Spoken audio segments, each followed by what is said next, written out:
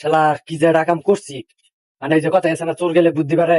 যে ওইদিন একটা ভিডিও দেখলাম যে এই যে আমেরিকার পরে যে রাষ্ট্রটা মনে করলাম যে দ্বিতীয় ধনী শোন, ওই দেশে গেতে হলে খুব টাকা কম লাগতেছে। এখন তো বুলেটা বিড়াল দিছি প্রায় 4-5 লাখ টাকা খরচ করে এই মরুভূমির দেশে এই বসছি এই দিন।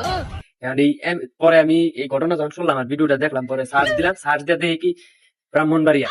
ব্রাহ্মণবাড়িয়া রাষ্ট্র এটা হইলো আমেরিকার পরে মনে করলাম যে দ্বিতীয় নম্বরে আছে। এখন মনে করলাম যে সার্চ দিয়ে দেখি এটা আমাকে বাংলাদেশে খুব অল্প টাকায় জান যায়। খুব একটা ভুল হয়ে গেল। এখন এই দালালের কথা দিব না, আমার কপালই খারাপ যে এত এই দুনিয়া একটা রাষ্ট্র থুইয়া, ব্রাহ্মণবাড়িয়া দুনিয়াটা রাষ্ট্র থুইয়া আমেরিকার পরে আমার এই মরুভূমির দেশে বাড়াইছে, সৌদি বাড়াইছে। শালার আগে যদি জানতাম আমি তো মনে করলাম ব্রাহ্মণবাড়িয়া রাষ্ট্রে গেতাম গা, বলে প্রচুর উন্নত রাষ্ট্র। যাই হোক, কেউ যদি জানুন এখন আমি সৌদি থেকে বাংলাদেশ আইবার চাইতেছি, আইয়া মনে করলাম ব্রাহ্মণবাড়িয়া রাষ্ট্রে যাবো। আমেরিকার পরে যে রাষ্ট্র স্থান এখন বর্তমান হয়েছে, কি কি লাগবে সবাই আমার একটু কমেন্টে জানাবেন। এখন কি কি